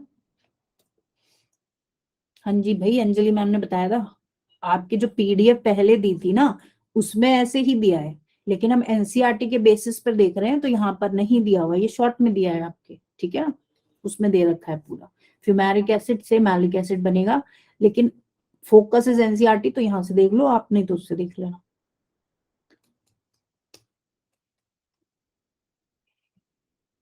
ठीक है ना। साइटोसोल क्या पूछ रहे हो, साइटोसोल अभी तुम मान के चलो इज इक्विवेलेंट टू साइटोप्लाज्म, ठीक है, इक्विवेलेंट मान लो साइटोप्लाज्म के, ठीक है ना। ये शॉर्ट में दिया है, एनसीईआरटी का डायग्राम है, अदरवाइज इसमें 8 रिएक्शन होती है। ये बीच में जो alpha keto glutaric acid direct बन गया ना, ये भी नहीं बनता, यहाँ पे बीच में आइसोसिट्रेट बनता है, सही है, यहाँ पे फिर बीच में सक्सिनिल कोएंजाइम बनेगा, लेकिन आपकी बुक में इतना डिटेल में नहीं दिया है। और तुम देखो ना, ये भी इंटेलिजेंट है यार, एनसीईआरटी वाले, इन पे इतने शक मत करो। देखो इन्होंने रिएक्शन कैसे दिखाई है, डायरेक्ट सर्किल नहीं बनाया, डॉट डॉट क्यों दिखाया है, हर चीज का एक मतलब है, समझ रहे हो।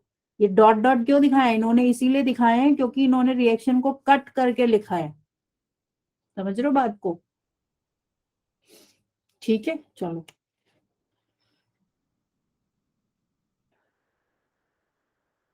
अरे भाई सुनो सुनो ठीक है, ये रिएक्शन डॉटेड इसीलिए दी है क्योंकि हाफ रिएक्शन है, जो इंपॉर्टेंट पॉइंट्स है बस इन्होंने ये कंसिडर करे हैं यहाँ पे, बाकी इन्होंने छोड़ दिए हैं बीच के कंपाउंड्स, इंटरमीडिएट्स बहुत सारे होते हैं, टोटल 8 प्रोडक्ट्स इसमें बनते हैं बीच में, सही है। छोड़ो इस बात को नहीं करते, 4:30 बज गए, जल्दी खत्म करते हैं। देखो अब इसको पूरी रिएक्शन को क्या करना है, हमें 2 से मल्टीप्लाई करना है, ठीक है, तो ये सब डबल हो जाएगा, सही है। अगर हम प्राप्त करें कि क्रैब साइकिल में हमें कितना प्रोडक्शन मिल रहा है, तो हमें इसे क्या करना पड़ेगा, पूरी को 2 से मल्टीप्लाई करना पड़ेगा, क्योंकि पायरुविक एसिड के कितने मॉलिक्यूल थे, 2 मॉलिक्यूल थे, ठीक है। यहाँ पे देखो,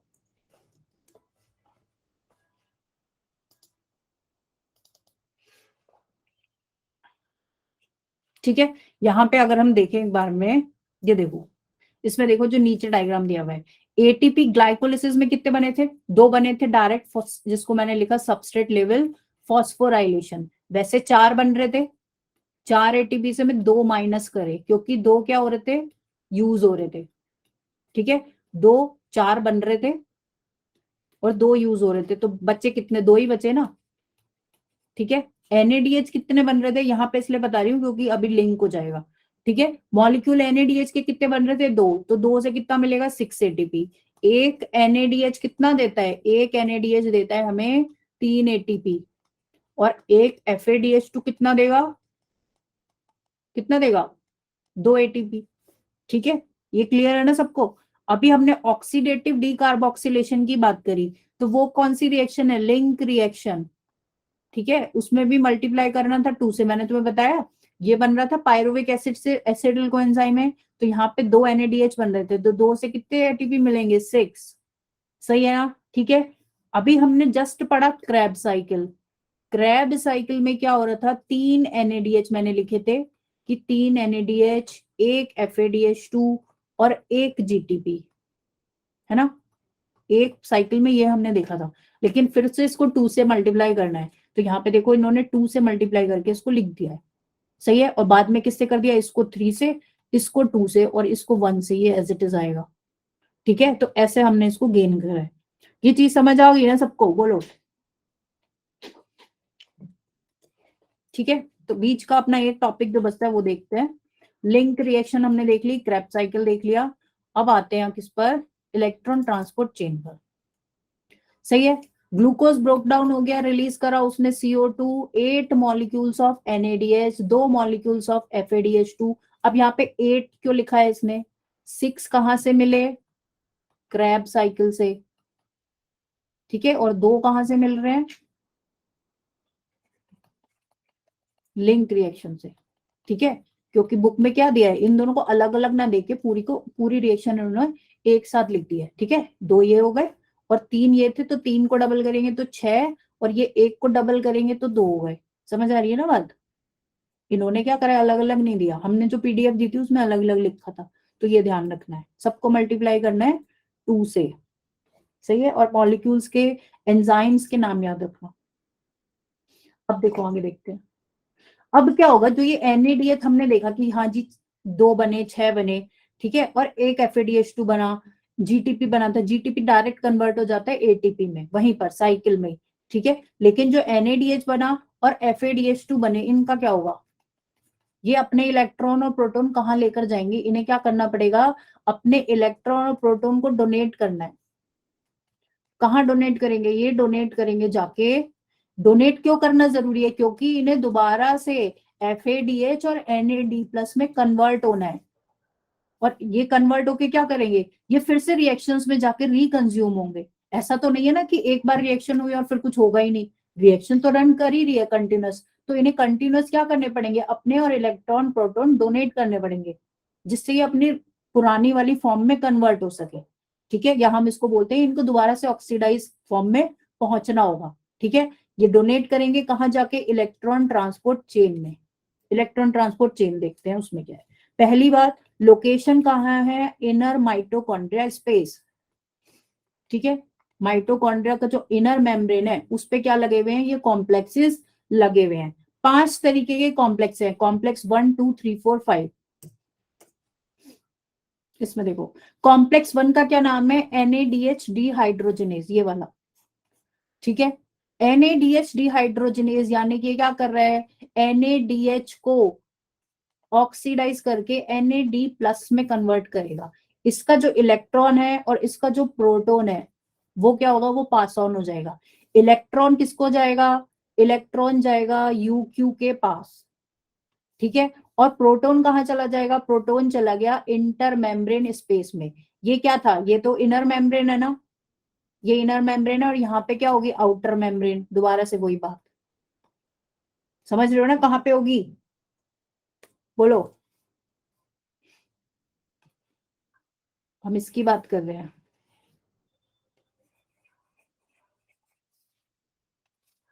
यहाँ पे हो रही है रिएक्शन, जो ग्रीन डॉट्स मैंने बनाए ये कॉम्प्लेक्सेस लगे हैं 5। ठीक है, तो यहाँ पे क्या हुआ, NADH डिहाइड्रोजनेज ने काम करा। ठीक है, तो प्रोटॉन कहाँ पे आ गया, प्रोटॉन आ गया यहाँ पर। ठीक है, प्रोटॉन कहाँ गया, इंटर मेम्ब्रेन स्पेस में, ये बीच का जो एरिया था। ठीक है, और इलेक्ट्रॉन क्या होगा, यहीं पे ट्रेवल करता रहेगा, इसमें जो डॉट्स हैं इनके बीच में ट्रेवल करते करते लास्ट तक पहुंचेगा ATP सिंथेस के पास तक। ठीक है, तो ये क्या, इंटर मेम्ब्रेन स्पेस, ध्यान रखना, ये कंफ्यूज नहीं होना। अब देखते हैं नेक्स्ट। सही है, नेक्स्ट कॉम्प्लेक्स का नाम है FADH2, ये लिखा है कॉम्प्लेक्स नंबर 2। ठीक है, FADH2, ये क्या करेगा, FADH2 को क्या करेगा, दोबारा से रिड्यूस कर, वो ऑक्सीडाइज करेगा, और इसके क्या ले लेगा, इसके भी इलेक्ट्रॉन और प्रोटॉन एक तरीके से ले लेगा। ये किस में कन्वर्ट हो गया, FAD में। सही है, इलेक्ट्रॉन किसके पास जाएगा, UQ के पास। इलेक्ट्रॉन NADH का भी और FADH2 का, दोनों का किसके पास जाएगा, UQ के पास। UQ यानी कि UbQnol, ये लिखा है। ठीक है, UbQnol, UbQnol कन्वर्ट होता है बाद में UbQnol में। सही है, इसका फॉर्म चेंज होता है, लेकिन पहला अगर प्राइमरी एक्सेप्टर देखें इलेक्ट्रॉन का तो कौन है, UQ। सही है, इसका प्रोटॉन भी कहां चला गया, इंटर मेम्ब्रेन स्पेस में, दोनों का वहीं पे चला गया। इलेक्ट्रॉन किसके पास आ गए, UQ के पास। अब UQ से इलेक्ट्रॉन जाएंगे साइटोक्रोम C के पास। हाँ, साइटोक्रोम C के पास, साइटोक्रोम C के पास जब इलेक्ट्रॉन पहुंचेगा तो वो किसके थ्रू पहुंचेगा? कॉम्प्लेक्स 3 की हेल्प से। सही है। कॉम्प्लेक्स 3 का नाम क्या है? साइटोक्रोम BC1 कॉम्प्लेक्स, ये याद रखना है। ये है कॉम्प्लेक्स 3। इन्होंने बीच में इसीलिए दिखाया है क्योंकि इलेक्ट्रॉन क्या करेगा? इलेक्ट्रॉन डायरेक्ट नहीं जाएगा, अभी तो हमने डायरेक्ट लिख दिया। वो कैसे ट्रेवल करेगा? पहले साइटोक्रोम B के पास जाएगा, FES के पास जाएगा, C3 के पास जाएगा, फिर जाएगा C के पास। ठीक है, अगर किसी को ज्यादा याद रखना है तो वैसे याद रख लो। ठीक है, साइटोक्रोम BC1 यानी कि कॉम्प्लेक्स 3 क्या कर रहा है? इलेक्ट्रॉन के ट्रांसफर में हेल्प कर रहा है। यूक्यू से साइटोक्रोम C तक इलेक्ट्रॉन को ट्रांसफर करने का काम कर रहा है कॉम्प्लेक्स नंबर 3। साइटोक्रोम C क्या है? वो मोबाइल इलेक्ट्रॉन कैरियर है। उसके पास जब इलेक्ट्रॉन आया तो वो इलेक्ट्रॉन लेके अब कॉम्प्लेक्स नंबर 4 यानी कि लास्ट कॉम्प्लेक्स जो है साइटोक्रोम C ऑक्सीडेज, यहां पर जाएगा। अब इसका नाम से याद रखना, इसका नाम है साइटोक्रोम C ऑक्सीडेज। यहां पर प्रेजेंट है ऑक्सीजन, फाइनल इलेक्ट्रॉन एक्सेप्टर। सही है। साइटोक्रोम C इलेक्ट्रॉन किसको दे देगा? साइटोक्रोम A, और फिर लास्ट में A3, और लास्ट में जाएगा ऑक्सीजन के पास इलेक्ट्रॉन। ठीक है, oxygen is the last electron acceptor, ये याद रखना है। यहाँ बना हुआ भी है, देखो ये बना हुआ है ऑक्सीजन का मॉलिक्यूल। ये क्या कर रहा है? यहां से इलेक्ट्रॉन ले रहा है, और इसके पास क्या मिले? प्रोटॉन इसने कहां से उठाए? मैट्रिक्स में से। ठीक है, और इलेक्ट्रॉन, प्रोटॉन और ऑक्सीजन ने मिलकर क्या बना दिया? फाइनल कंपाउंड हमारा वाटर का फॉर्मेशन हो गया। एक बात तो ये याद रखनी है कि final electron acceptor is oxygen. और एक बात ये याद रखनी है कि जो कॉम्प्लेक्स नंबर 4 होता है उसमें 2 कॉपर के सेंटर्स भी होते हैं। ठीक है, 2 कॉपर सेंटर्स होते हैं। सही है, इतनी बात याद रखनी है। एक और पॉइंट था यहाँ पे कि cytochrome C is the mobile electron carrier. कहाँ लिखा है? ये रहा। ठीक है, मोबाइल कैरियर है, ये याद रखना है। कुछ कुछ छोटी छोटी बातें होती है जो ध्यान रखनी होती है। सही है, तो इलेक्ट्रॉन का फेट हमने देख लिया कि इलेक्ट्रॉन फाइनली कहाँ जाके रुका? ऑक्सीजन में जाके रुका, और क्या हो गया वहां पे? वाटर का फॉर्मेशन हो गया। प्रोटॉन का क्या? जो ये प्रोटॉन अंदर आते जा रहे थे, इनका क्या होगा? इन्होंने क्या करा? एक प्रोटॉन ग्रेडियंट डेवलप कर लिया। यहाँ पर क्या हुआ? इंटर मेम्ब्रेन स्पेस में और मैट्रिक्स के बीच में, यहाँ पर देखो, यहाँ पर प्रोटॉन भरते जा रहे हैं। ठीक है, यहाँ पे प्रोटॉन फिल होते जाएंगे और मैट्रिक्स में हो जाएंगे कम। तो ये कंसीडर सिचुएशन कैसी बन गई? प्रोटॉन ग्रेडियंट की सिचुएशन बन गई है। High to low concentration, high to low. सही है, हाई कहाँ पे हो गई? इसमें मेम्ब्रेन में, बीच का जो स्पेस था। ठीक है, और अंदर लो कंसेंट्रेशन प्रोटॉन की कहाँ हो गई? मैट्रिक्स में। तो अब इसको क्या करेगा? प्रोटॉन का फ्लो होगा हाई टू लो। अब ये फ्लो लेकिन होगा कैसे? ये होगा थ्रू, डायरेक्ट नहीं फ्लो करेगा क्योंकि बैरियर है, मेम्ब्रेन अलाउ नहीं करेगी। तो एटीपी सिंथेज यानी कि जो हमारा कॉम्प्लेक्स नंबर 5 है, उसकी हेल्प से हमारे क्या करेंगे? प्रोटॉन्स फ्लो करेंगे। ठीक है, कॉम्प्लेक्स नंबर 5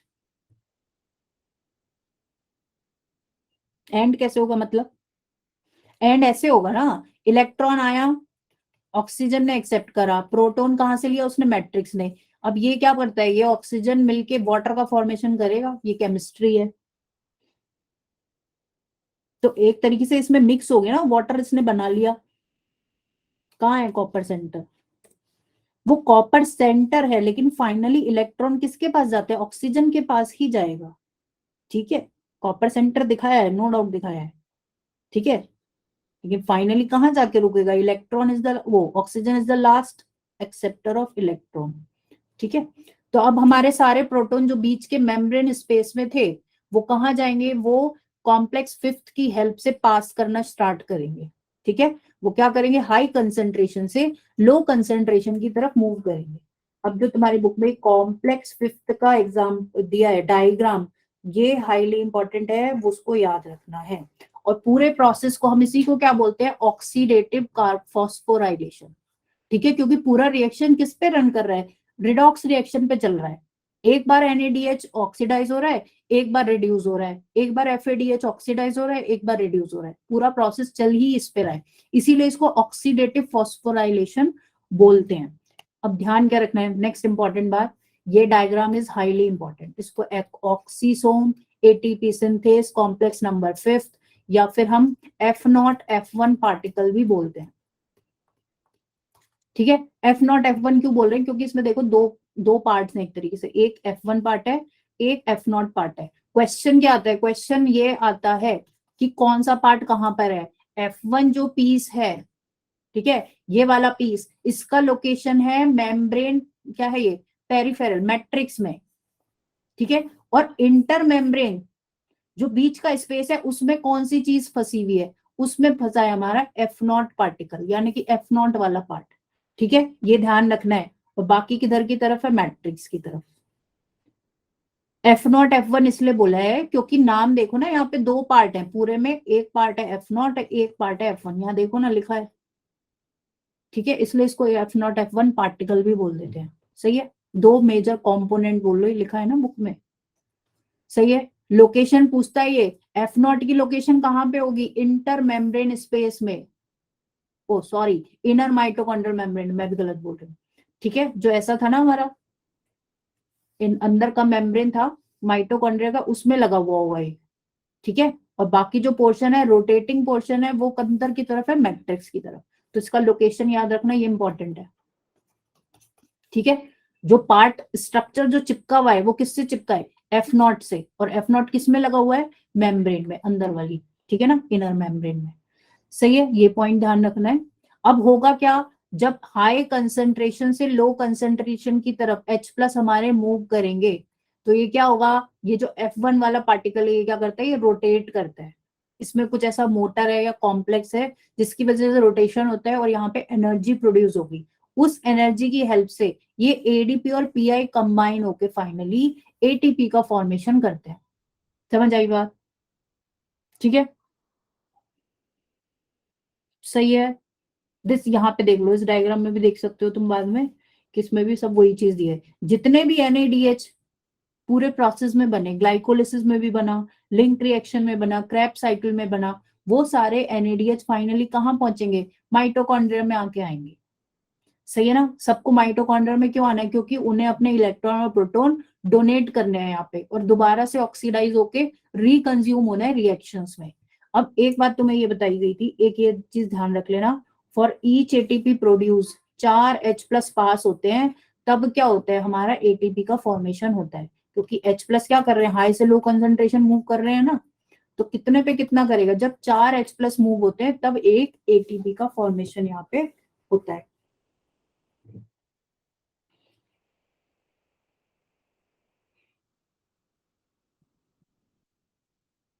क्या कर रहे हो? क्या बातें चल रही हैं ये?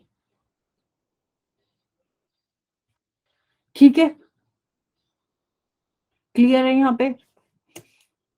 इसके आगे देखो, रेस्पिरेटरी बैलेंस शीट दिया है, ये हमने बीच में भी डिस्कस कर लिया।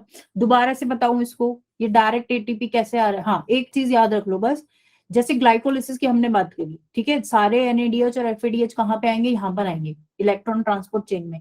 लेकिन जो इसका होता है ना ग्लाइकोलिसिस का एटीपी, एटीपी नहीं NADH, ग्लाइकोलिसिस का NADH जब अंदर आता है वो क्या लेता है? वो दो एटीपी का यूज करता है, शटल सिस्टम के थ्रू आता है। ठीक है, किसके थ्रू आता है? तुम्हारी बुक फिर पुरानी होगी फिर, ये एनसीईआरटी का नया चैप्टर, नया वाला बुक यूज करो। क्योंकि क्या होता है, करेक्शंस आते हैं, एडिशंस आर डिफरेंट, और जो एडिशन चेंज होता है ना उसमें क्या होता है? न्यू है, मेरे पास भी न्यू ही है वैसे तो। लेट मी चेक फिर,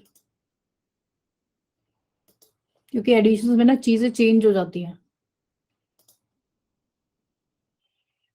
कौन सा एडिशन है तुम्हारे पास? बुक में लिखा है नीचे पेज नंबर, वो ईयर लिखा होगा, ईयर लिखा है नीचे पेज पे। मेरे पास PDF है, मेरे पास ओरिजिनल बुक नहीं है। पेज पे नीचे, अरे वो तो बताओ, पेज पे नीचे ईयर कौन सा लिखा है? डेट है, ईयर लिखा होगा 22 23 18 19 ऐसे करके लिखा रहता है।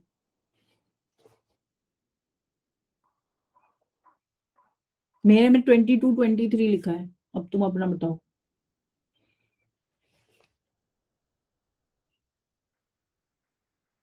क्योंकि मैंने तो बुक तो नहीं खरीदी है, मेरे पास डायरेक्ट जो मैंने उससे डाउनलोड करा है एनसीईआरटी की साइट से वो है। लेकिन तुम अगर टू बोलो तो I will confirm and let you know. ठीक है ना, ऐसा क्यों है, हो सकता है ये एडिशंस करते हैं, चेंजेस होते हैं इनमें। ठीक है। हाँ तो 2006 की बात कर रहे हो तुम, कितनी पुरानी बात कर रहे हो, नो ये नहीं चलेगा। अपडेटेड वर्जन यूज करो। बुक्स में क्या होते हैं, चीजें चेंज होती हैं और उसके अकॉर्डिंग ही आंसर देना है नीट में। ठीक है ना, तो एक बार क्या, हाँ 2005 की बात कर रहे हो तुम। 2007 के बाद से जो क्वेश्चंस आते हैं, देखो क्वेश्चन भी रिवाइज करते हो ना, तो 2007 से पहले के बिल्कुल मत करना, they are of no use. क्योंकि एनसीईआरटी के एडिशन चेंज है, बुक पूरी चेंज हो गई, अब जो पेपर आता है वो नई एनसीईआरटी के हिसाब से आएगा। सही है, तो इस चीज को ध्यान में रखो। बुक जो है सो है, क्या करना, एक ऑनलाइन वाला एडिशन डाउनलोड कर लो, तो जो चेंजेस होंगे उससे पता लग जाएगा। हाँ तो हो सकता है पहले भी वही लिखा हो, बीच में चेंज कर दिया और फिर अब चेंज कर दिया। तो ट्राई ये कर रखा क्योंकि लेटेस्ट एडिशन से थोड़ा सा देख लो। अरे ऑनलाइन डाउनलोड कर लो ना एनसीईआरटी की साइट से, मैं भेज दूंगी तुमको। ठीक है, आई विल सेंड, मेरे पास है, मैं ग्रुप पे सेंड कर दूंगी, वहां से देख लेना। ठीक है, क्योंकि एडिशंस चेंज होते हैं हर बार, ये लोग हर बार अपडेट करते हैं, कभी कुछ करेंगे कभी कुछ। सही है, तो फाइनली हमारा ये चैप्टर यहाँ पे एंड होता है। रेस्पिरेटरी बैलेंस शीट हमने डिस्कस कर लिया है। ठीक है, ये मैंने तुम्हें बता दिया। लास्ट में एम्पीफोलिक पाथवे बताऊं, देखो इसमें बस ये है कि जैसे हमने फर्स्ट स्लाइड में डिस्कस करा कि हम तो जो प्रोडक्शन या एनर्जी का रिलीज देख रहे हैं, ऑक्सीडेशन देख रहे हैं, वो हम देख रहे हैं ग्लूकोज के रेफरेंस में। ठीक है, लेकिन हमारी बॉडी में प्रोटीन्स भी जा रहे हैं, फैट्स भी जा रहे हैं, तो वो किस तरीके से रेस्पायर होंगे, वो कैसे ब्रेक होंगे। ठीक है, तो वो पहले अपने सिंपल कंपाउंड में मोनोमर में ब्रेक होते हैं, प्रोटीन अमीनो एसिड में ब्रेक होगा, और फैट्स किस में ब्रेक होगा, फैटी एसिड और ग्लिसरॉल में। ठीक है, उसके बाद ये डिफरेंट रिएक्शंस के थ्रू ब्रेक होते होते एक कॉमन कंपाउंड ऐसा बनाएंगे जिससे ये हमारी जो क्रैब साइकिल है या पायरुविक एसिड है उसमें एंटर कर सके। ठीक है, एक प्रोडक्ट ऐसा बनाएंगे। तो यहाँ पे क्वेश्चन क्या आता है, क्वेश्चन ये आता है कि प्रोटीन एरोबिक रेस्पिरेशन में कैसे एंटर होगा। तो कैसे एंटर होगा, पायरुविक एसिड के थ्रू। सही है, और फैट कैसे एंटर होगा, एसिटिल कोएंजाइम के थ्रू। अब ये कैसे बनेगा, that is a separate part. ठीक है, उतना हमें नहीं देखना है, आपको ये याद रखना है कि कौन सा मॉलिक्यूल बनेगा ऐसा जिसके थ्रू फैट और प्रोटीन यहाँ पर एंटर होंगे। एक क्वेश्चन ये भी आया हुआ है कि कौन सा ऐसा कॉमन प्रोडक्ट है, ऑप्शन दिए थे चार, और क्वेश्चन चार ऑप्शंस में एक एसिटिल कोएंजाइम का नाम था। क्वेश्चन ये था कि कौन सा ऐसा प्रोडक्ट है, कंपाउंड है, जो सभी तीनों के, फैट्स के लिए, कार्बोहाइड्रेट्स के लिए और प्रोटीन के लिए कॉमन कंपाउंड है और उसके थ्रू एरोबिक रेस्पिरेशन रन कर सकता है। तो वो क्या है, एसिटिल कोएंजाइम ए। ठीक है ना, ग्लूकोज में भी बनता है एसिटिल कोएंजाइम ए, प्रोटीन्स में भी तुम देख रहे हो बन रहा है, और फैट्स में भी बन रहा है। ठीक है, तो ये ध्यान रखना है, ऐसे ही छोटी छोटी बातें पकड़ पकड़ के क्वेश्चन आते हैं। सही है, अब लास्ट में ये एक हमने देखा था आरक्यू, आरक्यू में क्या याद रखना है, फॉर्मूला याद रखना है कि कितना CO2 इवॉल्व हुआ और कितना ऑक्सीजन कंज्यूम हुआ। ठीक है, तो आरक्यू की वैल्यूज याद रखनी है, किसके रेफरेंस में कितनी है। अगर हम उसकी बात करें कार्बोहाइड्रेट्स की, तो आरक्यू क्या होता है, डायरेक्ट होता है 1, जितना यूज होता है CO2 उतना ही, जितना ऑक्सीजन यूज हो रहा है उतना ही CO2 हमारे यहाँ पे रिलीज होगा। ठीक है, 6 पे 6 इक्वल है। ट्राइपामेटिन पे डायरेक्ट क्वेश्चन आया है, तो ये रिएक्शन याद रखना है। 45 और CO2 याद रखना है कि इसका कितना आंसर आता है, 0.7, डायरेक्ट आया है क्वेश्चन। ठीक है, और प्रोटीन्स के केस में क्या हो सकता है, 0.9 के आसपास होता है अप्रोक्सीमेटली। सही है, तो ये याद रखना। ठीक है, तो this is all about the chapter. अब बोलो, कुछ पूछना है तो बताओ। थोड़ा सा हमने फास्ट ही करा है, एनसीईआरटी पढ़ो, ध्यान दो उस पे, क्वेश्चंस वगैरह कुछ और करें। 5 तो बज गए, बताओ, किसी को कोई डाउट है तो पूछो।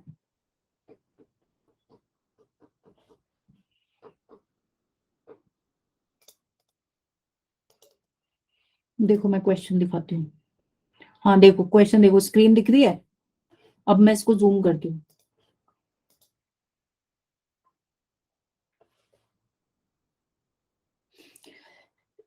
यूबी क्यूनॉन क्या है, UQ is the first electron acceptor, जैसे फोटोसिंथेसिस वाले चैप्टर में पढ़ा था ना, फोटोसिंथेसिस वाले चैप्टर में पढ़ा था इलेक्ट्रॉन एक्सेप्टर, ऐसे ही यूक्यू क्या है, इलेक्ट्रॉन एक्सेप्टर का ही नाम है, ठीक है। क्वेश्चंस करते हैं ना, 2 मिनट अभी रुक जाओ, 10 मिनट बाद जाना, कोई कहीं अर्जेंट थोड़ी जाना है किसी को। हम्म, ठीक है ना। हेक्सोकाइनेस कन्वर्जन ऑफ ग्लूकोज, अच्छा कोचिंग जाना है तो जाओ बेटा, फिर और क्या कर सकते हैं, ठीक है ना, जाओ, नो प्रॉब्लम, ठीक है। And hexokinase end product of glycolysis is, hmm, अब देखो ये क्वेश्चन वैसे तो 1990 में दिखा दिया इन्होंने, इतना पुराना क्वेश्चन करने की कोई जरूरत है नहीं, ठीक है ना। इसका क्या हो गया, D, and product of glycolysis is pyruvic acid, सही है, ठीक, नेक्स्ट देखो।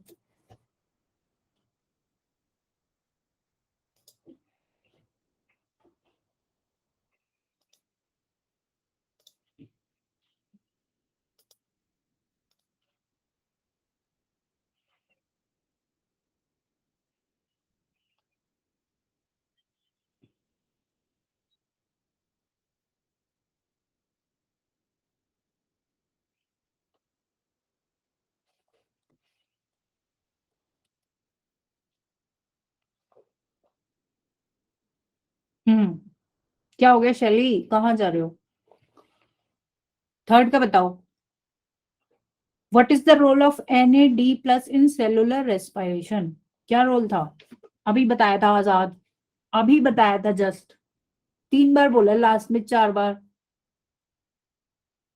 एंजाइम तो मैंने कभी भी नहीं बोला, एंजाइम कैसे हो जाएगा। NAD+ और NADH या FADH क्या कर रहे थे, अपने इलेक्ट्रॉन और प्रोटॉन डोनेट कर रहे थे, तो वो क्या है, electron carriers. NADH, NADPH, FADH, ये सब क्या है, these are all electron carriers, ठीक है, तो आंसर इज डी, समझ आया ना, कंफ्यूज नहीं होना।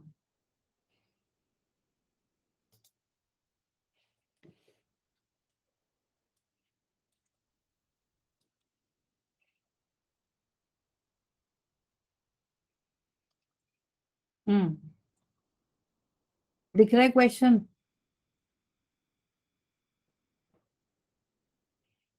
एक ही चीज को ना घुमा घुमा के पूछते हैं, ठीक है। देखो दोबारा से, अगर थर्ड और फोर्थ क्वेश्चन में हम देखें कोई ज्यादा डिफरेंस थोड़ी है, उसी चीज को दूसरे तरीके से पूछ लिया है। ग्लाइकोलिसिस में ड्यूरिंग ऑक्सीडेशन इलेक्ट्रॉन कौन रिमूव करता है, तो इलेक्ट्रॉन वही रिमूव करेगा ना जो इलेक्ट्रॉन करियर है, कौन है इलेक्ट्रॉन करियर, NAD+, ठीक है, ठीक है, सबको पता चल गया, क्लियर है सबको।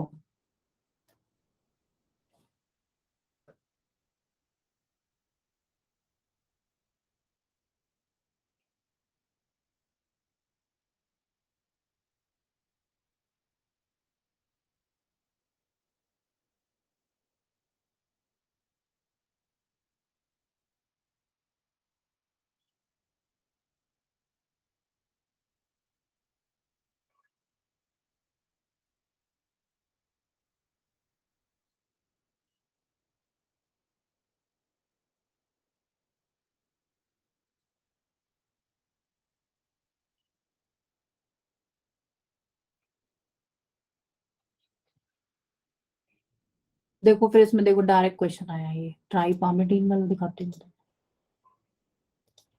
ये PDF आपको सेंड भी करा है तो आप उसमें देखना, ठीक है। देखो ट्राइपामिडीन का ये PDF आज आज ही भेजा है शायद, या कल भेजा था, देखो यह है ना, नीट 2019 में आया, देखो क्वेश्चन डायरेक्ट, ठीक है, ट्राइपामिडीन। नहीं नहीं, वॉइस नहीं चलेगी, मैं कुछ देख रही थी, आपने देखना, आपको ये शीट भेजी गई है, आज ही भेजी है शायद, तो नंबर ऑफ क्वेश्चंस वही है इसमें जो आपको अभी लास्ट ईयर्स में आए हुए हैं, तो ये सब देख लेना, कुछ क्वेश्चंस हमने क्लास में डिस्कस भी करे हैं, ठीक है, तो वहां पे देख सकते हो आप। कुछ इसमें सब्जेक्टिव क्वेश्चंस भी दिए हुए हैं,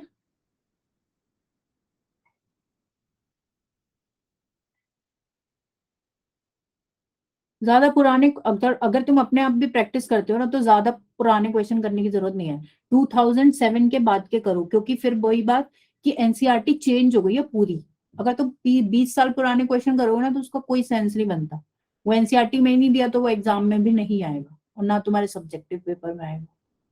सही है, तो थोड़ा सा रेलिवेंट क्वेश्चन ट्राई करो, and कोई फायदा नहीं है कि अपनी टाइम और एनर्जी दोनों वेस्ट करो आप।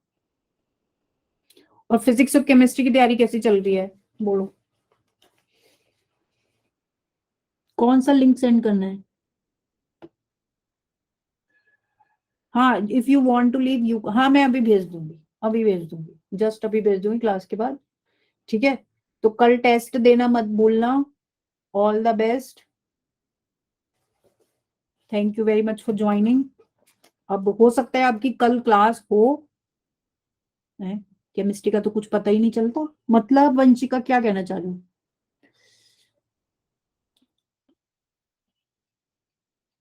कौन पढ़ाता था पहले? फिजिक्स इज इम्पोर्टेंट, हाँ जिसको लीव करना है वो लीव करो, पढ़ लो, रेस्ट करो जो करना है, लेकिन कल एग्जाम देना मत भूलना, ठीक है ना। Exam is important. 2 घंटे निकालो, और ये वाले इश्यूज मत करना कि मैम बैटरी खत्म हो गई थी और ये हो गया था, है ना। ये लेम एक्सक्यूजेस नहीं चलेंगे अब। एक बार ही बार होना चाहिए तो हो जाए ये चीज, लेकिन ऐसा नहीं है कि हर बार मेमोरी चार्ज खत्म हो गया, ठीक है ना। तो पहले से चीजों को थोड़ा सा प्लान करके रखो। ठीक है, चलो okay, thank you very much, bye bye. मिलते हैं नेक्स्ट क्लास में, एक्सक्रीशन स्टार्ट करेंगे, ठीक है। चलो बाय।